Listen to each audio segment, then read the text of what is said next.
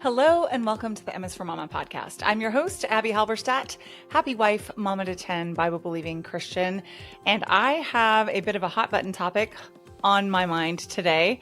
Based on my reader responses on social media, I don't know how hot button it will be with my audience, but it's still a really good conversation that I want to have about giving kids responsibility while still using discernment and how we do that. But before we dive into that, I want to highlight our podcast sponsor, Voetberg Music Academy. Voetberg Music Academy is a wonderful way for your kids to learn music from the comfort of their own homes, to share lessons between siblings. They don't make you sign up with a different account for a different sibling. And you can do that for as little as $30 a month using my code M is for Mama20 for 20% off each month that you're enrolled in their lessons in fiddle, ukulele, mandolin, guitar, and piano. They also have a Jingle Jam challenge, which is a really fun way for their Voetberg Music Academy community of families to show off their carol playing abilities. And your kids can jump in on that as well and just be motivated to learn. That is M is for Mama20 at VoetbergMusicAcademy.com. We'll put everything in the show notes.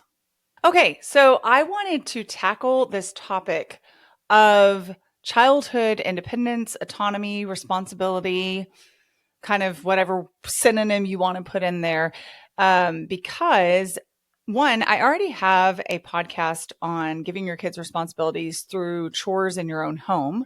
And if you have not heard that podcast, I will link it in the show notes. I will have Ezra do that.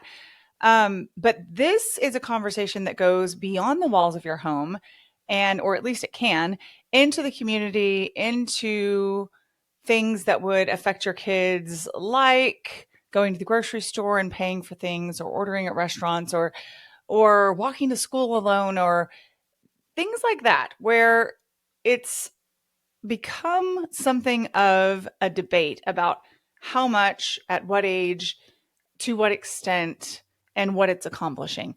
So my podcast today stems, as many of my podcasts do, from conversations that I've had online with my social media followers, specifically on Instagram. And for a couple of weeks in a row, I have addressed this concept that a very, very small child should be able to X, Y, and Z, with heavy on the word should, to be able to grow up to be an independent and confident and responsible adult. And this whole conversation is coming up primarily because there was kind of a viral trend, if you will, around the book, The Anxious Generation, that was suggesting that extremely small children be able to do some fairly advanced tasks without any adult supervision whatsoever. Now, this book by Jonathan Haidt, I don't know if I'm saying his last name correctly, but it does end in a DT, like Halberstadt ends in a DT, so I'm just ignoring the D, and hopefully saying it correctly, because nobody says my name correctly, and that's okay, but, I do try with other people's names. But the book makes a lot of good points. One of the central theses of the book is that children are overexposed to technology and social media in particular, and underexposed to creative free play, unstructured time with friends, basically situations in which there are no set parameters. There's no rules for the game, so to speak. There's no pinging notifications. There are no expectations for showing up looking a certain way or acting a certain way necessarily. I mean, obviously, in every social situation, there's going to be a kind of a latent expectation of certain behaviors, even among siblings, among parents and children, of course, but they are heightened by social media interactions, is one of his arguments. And I completely agree with every bit of that aspect of his thesis. Where I start to diverge from his reasoning, though, is that he argues strongly that one of the cures for a child who is made anxious by overuse of technology and has been exposed to cyberbullying is not only simply to roll back access to that technology and social media, which again, I'm completely on board with, but to then give this child a large amount of independence, responsibility, and autonomy to kind of figure things out for themselves. I would liken it to a trend that I saw either this past summer or the summer before, where they are basically throwing very small children into a swimming pool and allowing them to figure out how to float. It's under supervision, to be sure, but the idea is that this child will figure it out for themselves. If they, for some reason, cannot, the adult is there to bail them out. But basically that we have this inherent, innate ability to self-protect and to reason through things even from a very young age. And in this case, it would be a survival instinct that would cause the baby not to drown. And I do really mean baby, like year-old, 18-month-old children. And then the parent would then be the fail-safe while the child kind of figures things out. Now, there are a lot of people that say that they're very small children, and using this as a metaphor for what hate argues for, that they do just fine and that they learn to swim quickly or float quickly at the very least, and that they're glad that they have this ability. It's kind of an exposure therapy type of concept. But there are other voices that are starting to say that that level of stress on a child's nervous system is not positive, that even if they do figure out how to float, they don't feel safe in the process, and it can develop into some other problems. So again, this is not a perfect correlation, but perhaps it's a more supervised one than some of the ones that the anxious generation posits, which would be, for example, the author letting his children walk to school alone.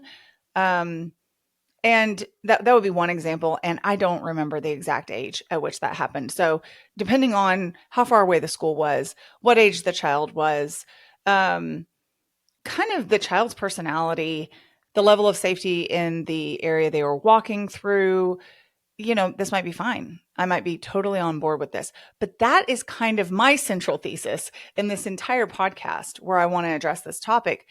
And that is that we should be really careful not to make blanket statements about what a child of a certain age should be able to do to exercise autonomy, regardless of any of those factors that I just mentioned.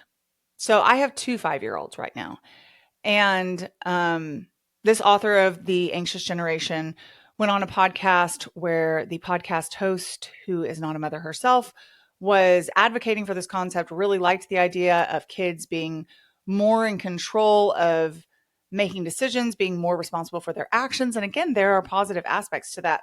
But one thing that they were advocating for, or one thing that came out of it that a lot of people were debating about, either lauding or condemning, was this idea that a 5-year-old should be able to go inside a grocery store outside of the line of vision of his or her mother or father or guardian, someone that could keep them safe, and pay for an item and then come out, because that was an essential life skill and kids needed to learn it sooner rather than later. And this kind of sink or swim mentality was what helped kids to take agency of their own lives.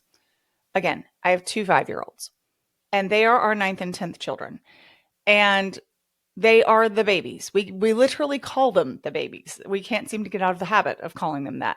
And so we will say, what are the babies doing? Are the babies down for naps? Are the babies in bed yet? Have the babies had lunch? And we don't treat them like babies, but they have a certain status as the youngest children of our house, that probably more things are done for them than were done for other children, because there's a lot of people to do things for them. Interestingly enough, in some ways, they have more autonomy than some of my other children have had, because one, there are 2 of them, and they just feel really confident to trundle around together, getting into things and doing things with impunity, more so than some of my other children did. The things that they do that I'm like, this is a house rule that we don't do this. And they just kind of look at each other like, we did know. And yet we did it anyway, because we felt emboldened by, having each other. Or that they just see lots of older siblings doing things inside the house and they just do it for themselves. So I will find them in the drawer that has all of our lunch meat or dairy, making themselves a snack. And my oldest at 5 years old probably didn't make himself very many snacks, because I, the mom, was determined to be the mom and to make the snacks and to do things for him. That said, I do think that it's important for kids to learn life skills. And I've talked about this a lot. I don't remember the exact date when the podcast is coming out, but I'm having my friend Ruth Ann Zimmerman on to talk about the importance of giving our kids responsibilities with reasonable boundaries. And so you're probably like, well, then why are you even having this conversation yourself? But we're going to talk very specifically about chores and what those responsibilities could look like and what they foster and how they help build character. But this show is specifically addressing this concept that there is an age that a kid should be able to do something, period. And I'm not saying that that's what the podcast host or the author were unequivocally stating, but it did come across that way. And I always know that there's a topic I need to address or would like to address when I have so many moms that respond to something I say, for example, on What Do You Want to Know Wednesday on my social media with, oh my word, I thought I was way off on this. Thank you for bringing this up. Thank you for addressing this. I have been worrying about this. This is what social media was telling me, and I felt in my gut that this would not work for our family. And as a result, I have been stewing over this. This is very freeing to know that I have, agency and discernment. And remember, we've used the definition, which I can't even remember to whom it's attributed. I've said it before several times, maybe Spurgeon, but I don't know that I've ever actually found the exact provenance for the phrase. Discernment is not knowing the difference between right and wrong. It's knowing the difference between right and almost right. And I will tell you this, there is a moral code, a truth that does not waver, that is found in God's word. And whether or not your 5-year-old should go inside a store and pay for an item and come out and get back in the car without mom's help or line of sight is not a set moral truth by any stretch. That requires a great deal of discernment. And it requires a great deal of paying attention to all of the factors involved. So for me personally, that's a no. I don't think I've had a single 5-year-old that it wouldn't have felt almost like throwing them into the deep end with a rock around their ankles to have that particular task be something that they do at that particular age. And of course, as a parent, that would be a cruel thing to do. Maybe I'm just playing devil's advocate here, because my premise is definitely that once you're outside of your home, the primary concern or the primary responsibility that you have as a parent is to keep your children safe. There's so many life skills you can teach inside the home. There are so many safe environments in which you can practice things and then practice them again in public under your supervision without saying, well, we're out in the great wide world. My child needs to learn autonomy. Therefore, I'm going to XYZ and just kind of not worry about it. And it's going to be fine. I don't think that's what we're called to biblically as parents. And I'll address that with actual support here in a moment. But I think that some of the factors involved I've already mentioned, but if, for example, you lived in a teeny tiny little town where everybody knew practically everybody, and it was a teeny tiny mom and pop store, and you are parked right in the front, and you want your 5-year-old to go in and buy, I don't know, a pack of gum, if that's what you want to practice on, and he's got his money and you've helped him count it, and the mom and the pop are right behind the counter and they love this child of yours and are going to take almost as good of care of him as you would, and you will only not be able to see him for a very short period of time, and there's no exits in the back of the building that some stranger couldn't grab your child and take him to. And I know that sounds far-fetched, but I'm going to address that here in a second too. Then maybe it makes sense to send a tiny child who can't read, very likely, and wouldn't know the danger that was looming if it was, right behind him, because he just doesn't have the life skills and the prefrontal cortex development to know that, or the strength or the mental capacity or any of that to deal with it were it to happen. Then, maybe in that case it would be worth it. But in every other case, I would personally say no. Now, I will give you this example that I gave on social media, which kind of sparked this whole discussion, which is that the other day, Toby and Titus were at the gym with me. I teach a class on Tuesday mornings, and they come with me. It's the only time per week they're at the gym at this point. And so sometimes when we bring things in, they forget them inside because they're not there very often. And it's kind of out of their routine in some ways, even though it happens once a week. It's only once a week, and they forget their backpack or they forget their coat. And that's what happened this time. And Toby, I had realized that Toby had forgotten his coat. And I had already planned to get him in the van, pull up to the front entrance so that I could see and have him go inside and get it. And I honestly didn't know if he would want to. And that was okay with me. I could have insisted, but I was going to kind of float the idea like, hey, how about you go back in and get it? And if he'd said, will you come with me? I would have. 5 years old is tiny, guys. It is our job to walk beside them and model for them and be there as their safe place, even if we're requiring them to get the coat themselves, for example. But Toby noticed that his coat was gone before he got to the van, actually, right as we got to the van. And I said, hey, go back in and get it, please. And he said, okay, Mama. And he trotted off, confident as can be. But I'll tell you this, he looked back toward me to make sure I was standing there. He said, don't leave without me, is what he said. I said, I'm not going to leave without you, buddy. And he glanced back at me probably 11 times. And each time it was with a giant smile on his face that he saw that I was still standing there watching his every move. And the way our gym is, I can actually see this huge windows all along the front. And I could see him progressing through the gym, down the hallway, into the kid area. And then he came right back out, huffing and puffing toward me with his jacket, with a huge grin of accomplishment and pride on his face. It was the cutest thing ever. And I think it was a great opportunity for him to practice some autonomy, but it was also about as safe as it could possibly be. So that's a great example to me of something that worked well. To have my son do something that might be a little out of his comfort zone required him to fix a problem that he had made. He had forgotten the jacket. He was the one that needed to go get the jacket, but it was under the supervision of a loving parent and within really good parameters. I told you that I would give you some support for the idea that it's our job as parents to protect our children. And I doubt most anybody needs it, but often if I say, from a biblical perspective, this is not something that we want to be doing, or it is something that we want to be doing, people are like, well, where's the receipts? I think this one's a really interesting one. Psalm 82, 3-4, it says, give justice to the weak and the fatherless. So this idea is taking care of people that don't have a parent looking out for them, that don't have someone with their best interests at heart. Maintain the right of the afflicted and the destitute. I'm not saying your child is afflicted or destitute, but it's just talking about someone who doesn't have a lot of agency, and very, very small children do not.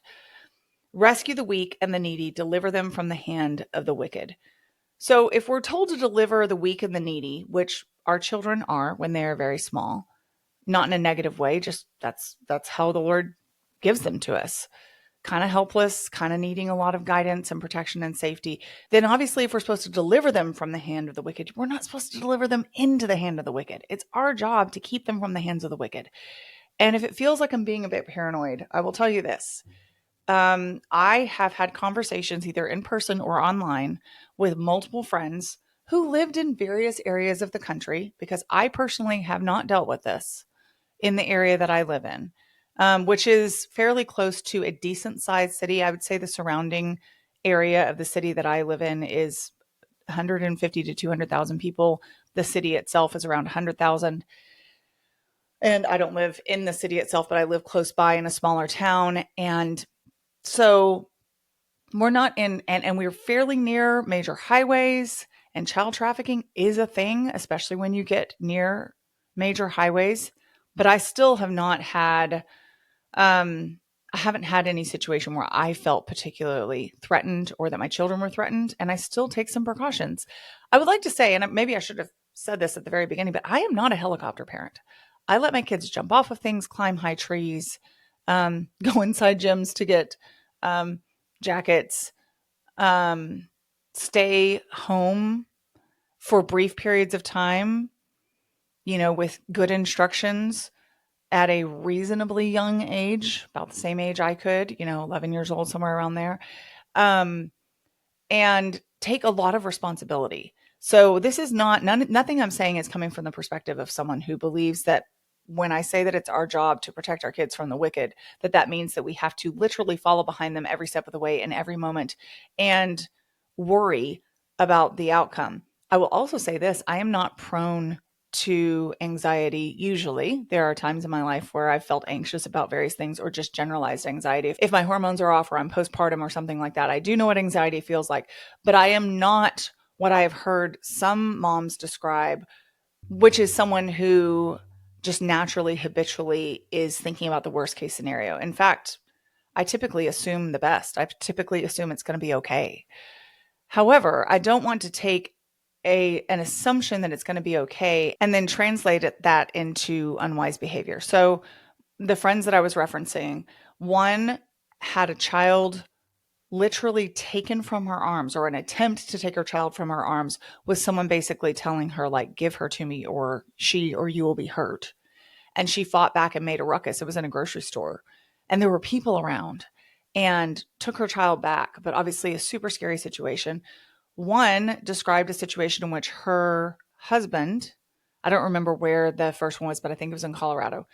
One described a situation in which her husband was out with their baby fairly late at night at a grocery store, like 10:30 at night. And the baby was in the car seat with her husband, and her other children were at home with her. And he was standing waiting for an order or something at the grocery store. And there was a woman beside him who was doing the same. And as he looked around, he noticed a man kind of lurking. And then when the man noticed that the woman's back was turned to her child, who was in a basket, he came up and started pushing the basket away with the child in it.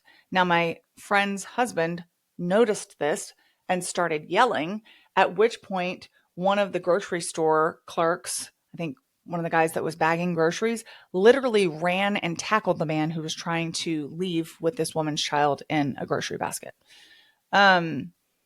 Super scary, obviously. And I've heard lots of stories like this from readers because their husbands or they are in law enforcement and they specialize in situations like child abuse or kidnapping or really scary stuff that you don't even want to think about because you'll stay awake way too long at night.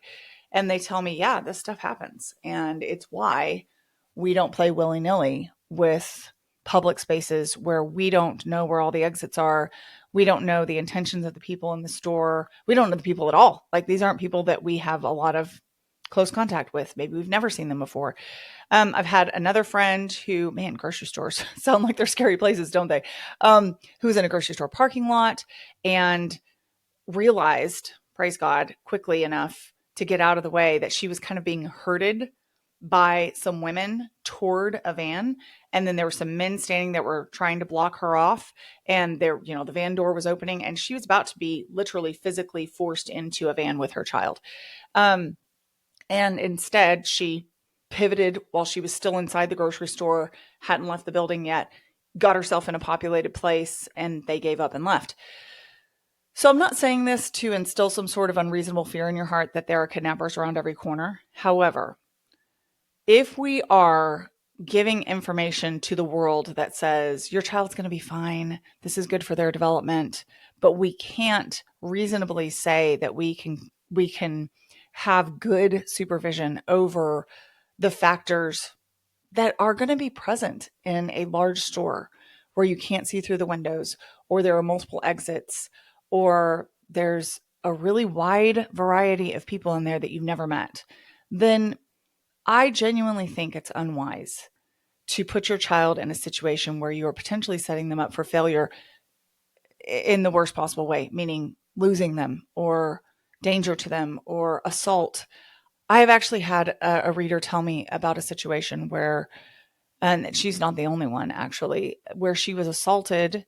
I didn't ask for details, but assaulted in some way, shape, or form 2 aisles over from her mother when she was 7 years old.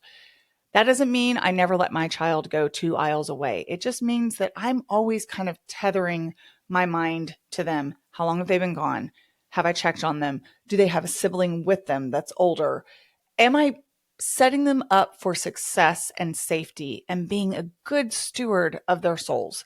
I remember a conversation with a friend of mine who had 4 children, which our society would consider a very large number of children, and would probably think she's crazy for having so many.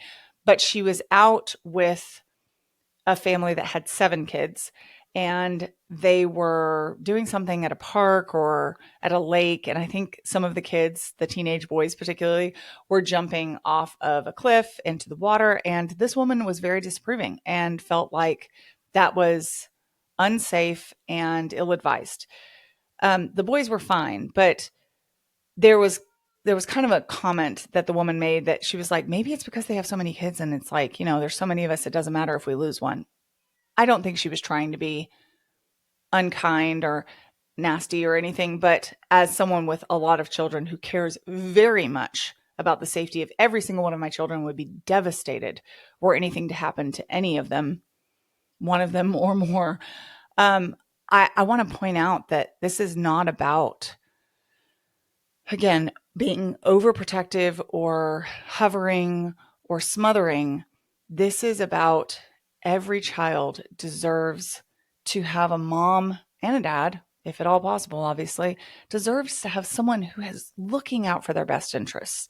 And so this trend of kind of extreme adventure autonomy for teeny tiny children is not one that I can get behind. And I also think that there's an aspect of development that we are forcing our child into that's almost a flex. Like, look what my 5-year-old can do. Look what my 7-year-old can do. When depending on the personality, because I did touch on this at the very beginning, but personality has a huge, huge part to play in this.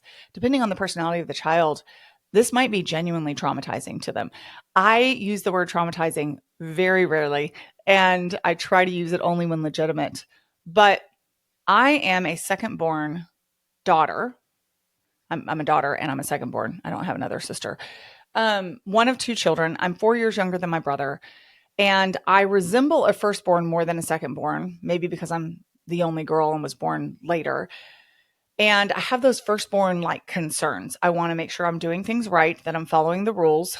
And I tend to be kind of black and white and justice oriented. Now, there's some nuance to them as I've gotten older, but I remember as a kid that if my mom and I got in the grocery store checkout line and she remembered an item that she needed and she was like, I'll be right back. And we're talking about like, I was in a teeny tiny small town. This is 35 years ago.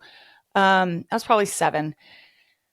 And I remember feeling a good deal of anxiety that my mom was not going to get back in time by the time I had to talk to that grocery store clerk and pay for things, which I didn't, we didn't even use credit cards. We used cash.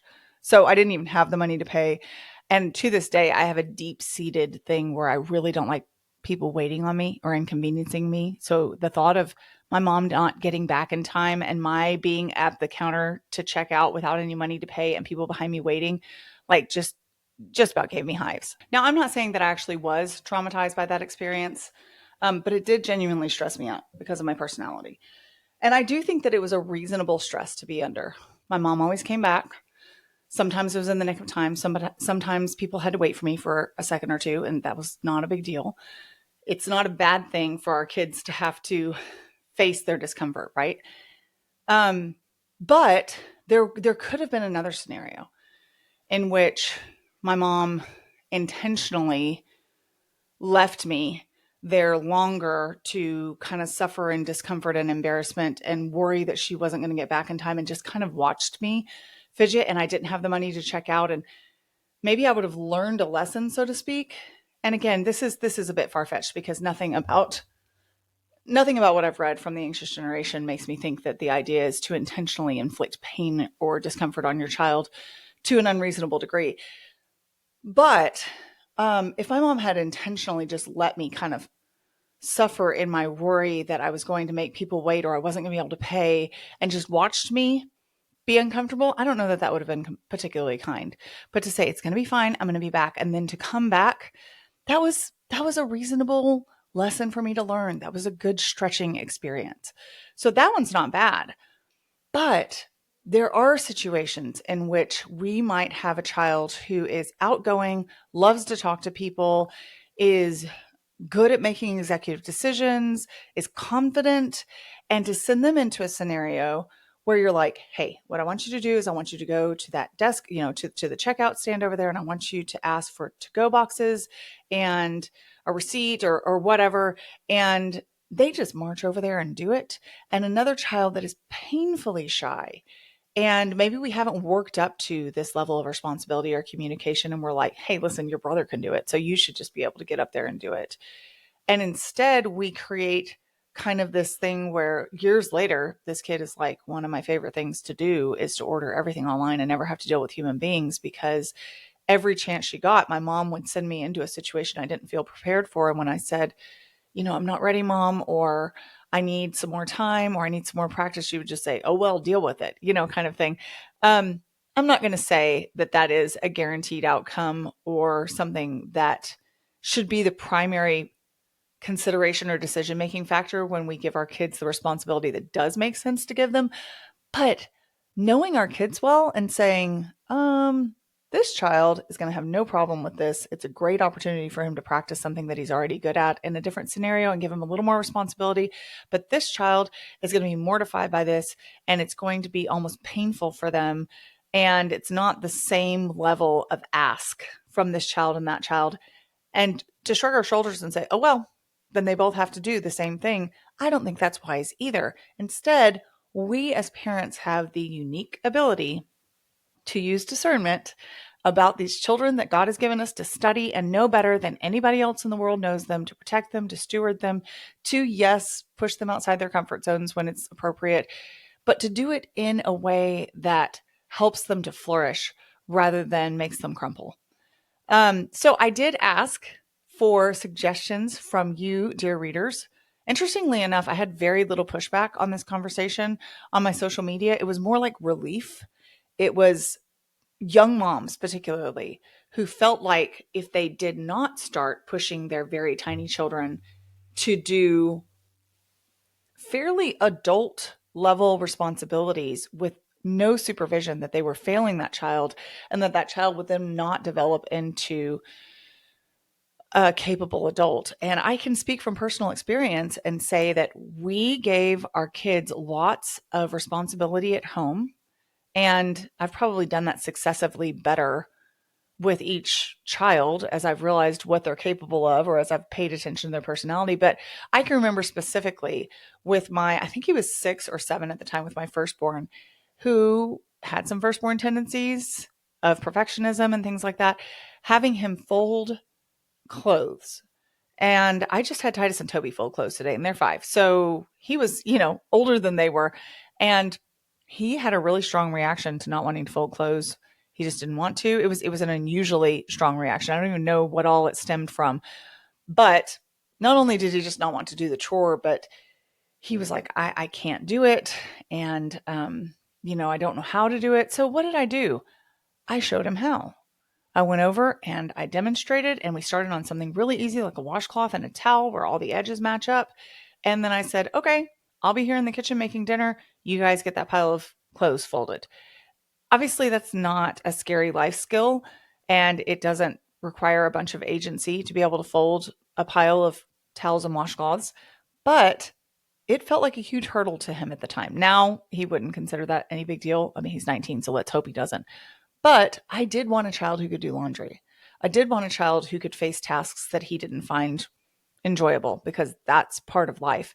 And I did not want to cave to his objections that were simply based on preference, not based on I'll be unsafe if I do this, or this will mortify me and scar me for life, or anything like that. So there's one small example. A lot of things that we do now revolve around being the one to speak for yourself when it makes sense to do so. So ordering for yourself and looking people in the eye and speaking clearly rather than mumbling into your napkin. Taking the initiative to open the door for someone, even though there might be somebody else, bigger or older around. You are perfectly capable as a 7-year-old of grabbing that door handle and pulling it open for a person that you see coming. That is taking the initiative to be a blessing to someone else. And, if you're big enough to open the door, then you should be opening the door and being polite.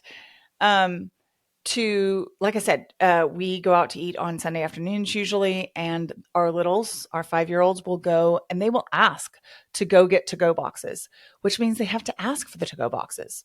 Well, I told you that Titus and Toby have both like a babyishness to them as being the babies of our families, but also a confidence to them because there's two of them and they just see other people, older people in their family doing things. And they're like, well, I can do that too. So I will say that I think sometimes they ask for the to-go boxes, but we go the same place most Sunday afternoons for lunch and they know where the to-go boxes are. So I'm not entirely sure they haven't gone over there and just grabbed some before, but that's another podcast for another time. Teaching our kids the right boundaries for things like that. So some other suggestions that I got that I have personally done, allowing children that are 7, 8, 9 years old to return library books, because even if you can't see them the entire time inside the library, very few libraries have a lot of readily accessible multiple exits. They're unlikely to be highly populated at any given time, depending on the size of the library. So I'm thinking like our little local library, which has like one entrance and the librarian's desk is always manned and it's right there in the front. And it's about, if I park right in front of it, it's about a 25-foot walk there and back. So pretty low risk. Even if I can't see my child for as many as 30 seconds, if it goes any longer than that, I know how long it takes to drop some library books off and have exchange a few pleasantries with the librarian. And that is something that you can do. You could say, I would like you to go inside and drop off our library books. And I would like you to say hello to and ask how the librarian is doing.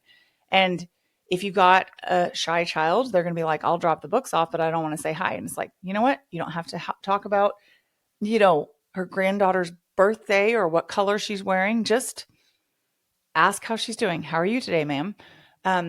Hello, good afternoon. Just practice some basic greetings, because I will say this, that as much as kids are tech savvy, as much as they can find the buttons that I already at 43 years old overlook, they can't, in many cases, make eye contact, offer a firm handshake, and give a clear greeting.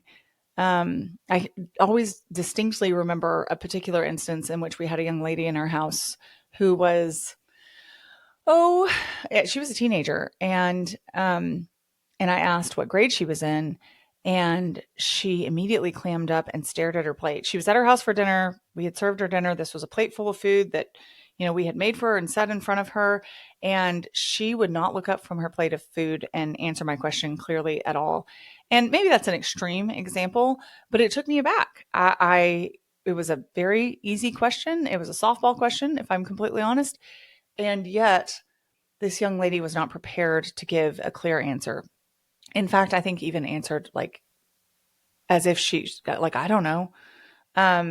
And I kind of clarified, like, are you this grade? And the only response was like a nod while staring at the plate. Again, that may not be common, but it's more common than I would like to see. And I say that as someone who taught high school to public school, private school, and a homeschool co-op, and saw a wide range of personalities, freshman to senior. I taught all grade levels and saw a decline over the course of that 10 years of teaching high school Spanish spanned close to 20 years, not exactly, probably about 17 years, because I took a break and then I came back. I took a break to be home with my kids, and then I came back and taught. And I started teaching when I was really young. I started teaching when I was 19. And I came back and taught several years of homeschool co-op. And I would say that the ability to communicate and look people in the eyes declined even in the 6 years that I taught public and private school back to back. Depending on the kid's personality. Again, part of this conversation, a huge part of this conversation is, are we paying attention to the needs of our individual children? Are we able to confidently say, this child could probably stand to be pushed a little more and learn to advocate for themselves a little more, or learn to be a little more polite in the way that they address people, or their willingness to address people should probably take more agency for their finances or for the state of their room or for their friendships or their work outside the home once they get to be teenagers. Another instance that I can think of that's a perfect example of what the anxious generation is addressing is we know a young man who ended up in a situation where he was trying to get tires at a Walmart, I believe, for his car. And I think they put the wrong tires on. And this, when I say young man, I mean legal adult, but young man. And they put the wrong tires on his car and were wanting to charge him. They were more expensive tires. They were wanting to charge him for the more expensive tires, even though he had specifically asked, and they had even written down, like there was proof that he had asked for the less expensive tires. They had accidentally put on the more expensive tires and they wanted him to pay for them, even though he had not asked for those and had specifically asked for other ones. So this young man had a conversation with them and tried to advocate for himself, but they weren't budging. And he ended up calling his mom to have her come argue with them. And the end result was that they backed off of their insistence that he pay the higher price and, gave him the more expensive tires for the less expensive price because they had made the mistake. And I think that's the right outcome. However, I think the best outcome would have been a young man that was prepared to advocate for himself to the point that he achieved that outcome or admitted defeat if they wouldn't budge due to his, youth. It actually makes me think of 1 Timothy 4:12, where Paul tells Timothy, who is a young man, let no one despise you for your youth, but set the believers an example in speech, in conduct, in love, in faith, in purity. That is such a good synopsis of what the goal is for our kids. The goal, I don't think the author of The Anxious Generation or other people that are kind of putting these theories of autonomy being the most important goal for very young children or children of any age out there are necessarily Christians first, if they're Christians at all. And we have to acknowledge that as Christian parents, our goal is not simply calm, confident, successful children, but instead God-fearing, God-honoring, God-loving, and others-loving children.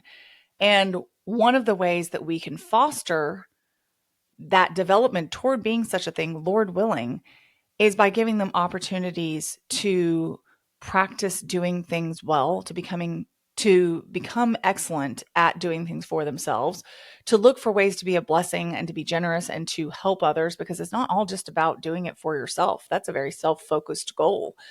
But to do things well for yourself so that you are not a burden to others, so that you are an asset to others, so that you can help others. That's a great goal. And this idea of Timothy setting an example for other believers in speech, in conduct, in love, in faith, and in purity is what I want for my kids too. So I give you those examples not to speak down to those kids that were struggling in those scenarios, but simply to say that we want to strike that balance as parents between stifling our children's ability and taking away natural opportunities to foster the growth and the agency and the confidence and the discipline that we want to see them progressively having as they get older. And also just taking our job as parents, the ones who have been given the responsibility to guide them, keep them safe, steward them, teach them, disciple them, care for them, love them, like them, all of those things well, and not putting them in situations where they're going to fail. And in some case, fail means, be damaged or harmed for life. So I know I'll be asked for some other suggestions, and I may put some more in the show notes, but anything where you can give your child a script so that they can practice, especially as their young minds tend to go blank when they're really young. Now, maybe you have a chatterbox who knows exactly what he wants to say whenever he wants to say it, but he gets to talking so much that he never remembers to thank somebody or ask politely. He's just telling stories, and you could harness that and say, hey, bud, it's really great that you love to chat with people. What I want you to do in this scenario is I want you to look the waiter in the eye and say, hi, I would like the hamburger with cheese, And can I have a lemonade, please? Thank you so much. Instead of telling a story. Or obviously, you have the opposite spectrum of a child who, for them, looking someone in the eye and asking them something direct is just anathema. And you can say, you're going to be a blessing to this person by the same thing. The task is the same, but, what you're fighting is not the tendency to say more than you should, but to not say anything at all. Another really big one would be teaching kids, especially as they get older. This is not teeny tiny necessarily. This is a layered skill that they will learn as they get older, but to teach them to advocate for themselves in a godly way, not in a self-centered way, but in a way that focuses on truth in progressively more advanced scenarios. So if they believe themselves to have been docked points from a test unfairly, or they think that the way that they worked out the math problem is legitimate and the teacher, docked them for something, well, ask some questions. And if it's like, you know what, I'd rather just keep the grade, then one, that's a natural consequence. And you can say, well, in life, you will never get something that you want and would need to ask for if you don't ask for it. So just understand you're going to get the lower grade if you really are not willing to go and say, hey, can I explain to you why I worked the math problem this way? And you can tell me whether this grade still stands. Or you could even require it of them. Say, this is an unfair grade, or, unfair. This is an incorrect grade. You need to go advocate for yourselves. Because what I saw over and over again as a teacher of high school students who should have had some of these life skills was not that they came to me. They sometimes did. It was the rare occasion when they did, but I always appreciated it when they came and they advocated for themselves in a polite and respectful way. And the outcome was almost always that either I changed the grade because I really had made a mistake, or I saw their point and could see their reasoning, or at the very least that I was able to say, you know what, I really appreciate that you came and talked to me about this. The grade still stands for these reasons, but I am proud of you. I was able to affirm their initiative. And so when we rob our kids of that opportunity as they get older, that's not wise. We shouldn't always be the go-to for our kids saying, like, I'm in a bad situation or I'm in a frustrating situation. Bail me out, mom, because I saw so much bailing out. I would say especially at the private school that I taught at, but so much bailing out where parents are coming and going to bat for kids who honestly had done something wrong and the parent was not wanting them to suffer the consequences of their actions. And that is a great disservice to our children. Again, that's another podcast for another day. So I hope this helps you. If you are someone who has seen this conversation floating around, couldn't really put your finger on which direction you wanted to go, could see some valid points either direction, I hope this podcast helps you to recognize that you have great influence always as a parent, that you are the main discipler of your children, that it doesn't matter what trends tell you to do if they do not work for your family. And if you know that something you hear being touted as the next new thing to have your child turn out a certain way would be unwise, unsafe, and would be abdicating your role, your God-given role as a parent to train your child up in the teaching and admonition of the Lord, then don't do it. There's no requirement on you to follow along with ideologies that either don't match the reality of your situation or simply don't make sense. And we've been given wisdom by God, and we are given more when we ask for more. And this whole conversation makes me think of Matthew 18, 2-6, but particularly the second half of this. It says, truly I tell you, unless you change and become like little children, you will never enter the kingdom of heaven. Therefore, and it's talking about children's innocence and their faith and their trust. And we don't want to abuse any of that in the name of building autonomy. We want to steward that so well. Therefore, whoever takes the lowly position of this child is the greatest in the kingdom of heaven. If anyone causes one of these little ones, those who believe in me, to stumble, it would be better for them to have a large millstone hung around their neck and to be drowned in the depths of the sea. Those are strong words from Jesus, and they should be our guide as we both look at ways that abdicating our responsibility to teach our children how to mature and grow and learn life skills could be causing them to stumble, and also how just throwing up our hands and kind of stepping away and being like, it's just my job to be their life facilitator and they need to figure it out, could also cause them to stumble. We don't want to err too much in either direction. And while we will never probably strike the perfect balance all the time, that would be perfect parenting, and we are not perfect parents, we know the one, capital O, that we can go to for guidance. We know the principles that we are returning to over and over again for wisdom, and they're found in his word. They are not found in trendy psychological experiments that could harm children. And so, yeah, going back to the very beginning and the premise that I was addressing, by all means, let's give our children tons of unstructured free play. Let's give them lots of opportunities to work through conflict in safe environments. Let's give them plenty of responsibility around our home, where they are learning to be servant-hearted and to look outside of their own needs. And just like it talks about in Philippians 4, look not only to your own needs, but the needs of others, and even put others' interests before your own. Those are all great ways of growing in wisdom and truth and responsibility, just not in a way that puts them at risk or just kind of makes our lives easier because we don't have to do all the discipling, the modeling that we are called very clearly by Scripture to do.